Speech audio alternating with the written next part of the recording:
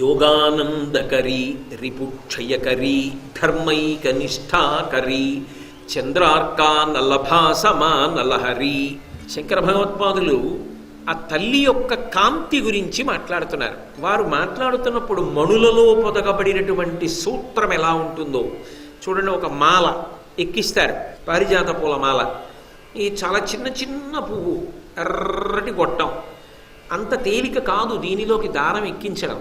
కానీ ఎంత శ్రద్ధతో ఎక్కిస్తే ఇలా 3 పేటలు ఇంత చిన్ని పువ్వులతో ఇంత అందంగా మాల కట్టి రేఖలు రాలిపోయే గులాబీ పువ్వులు ఇంత అందంగా తొడగగలుగుతారు అంటే ఎంత శ్రద్ధ కనపరిచి ఉంటారు ఆ దండ కట్టేటప్పుడు.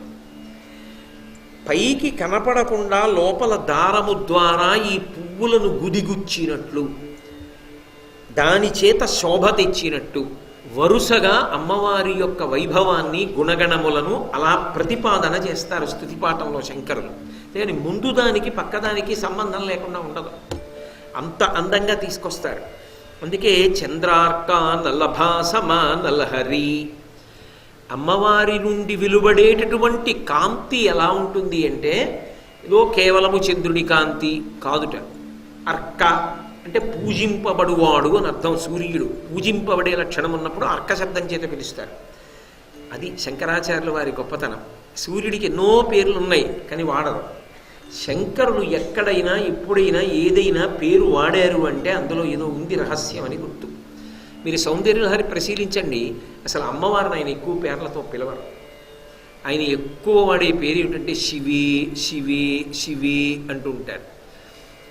అమ్మ శుభములను సంగే తల్లి అంటూ ఉంటారు.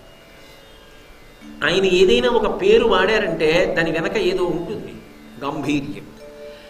అర్క పూజింపబడేవాడు, అమ్మవారు పూజనీయురాలు, భట్టారిక, లలితాపరా భట్టారిక అంటాం కదా, పూజనీయురాలు.